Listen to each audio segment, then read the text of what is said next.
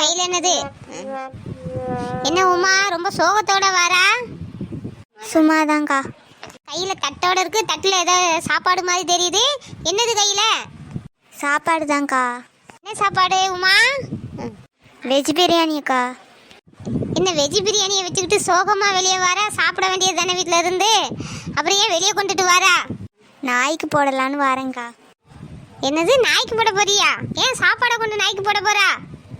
வீட்டில் எல்லாரையும் சாப்பிட்லான்னு கூப்பிட்டேன். என் சாப்பாடை சாப்பிட்டு பார்த்து நாய் கூட உன் சாப்பாடை சாப்பிடாதுன்னு சொல்லிட்டு என் மாமியார் ஒரே திட்டு. அதான் நாய்க்கு வச்சு நாய் சாப்பிடுதான்னு டெஸ்ட் பண்ண வந்தேன். இது என்ன கூத்தா போச்சு? சமைச்சிட்டு நாய்க்கு வைக்கிறதுக்கா மெனக்கட்டு சமைச்சா? உன் மாமியார் அப்படியே சொன்னா? ஆமாக்கா.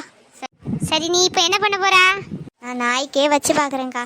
சரி வை, உன் சாப்பாடை நாயாச்சும் சாப்பிடுதான்னு பார்ப்போம்.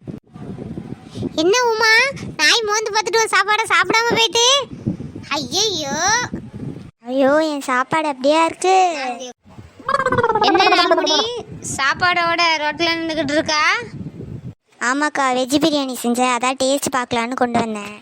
வெஜ் பிரியாணியா? எனக்கு ரொம்ப பிடிக்குமே, நான் டேஸ்ட் பார்க்கட்டா? ஐயோ, நாள்முடி மாட்டிக்கிட்டே. சரிக்கா, நீங்கள் சாப்பிட்டு பாருங்க.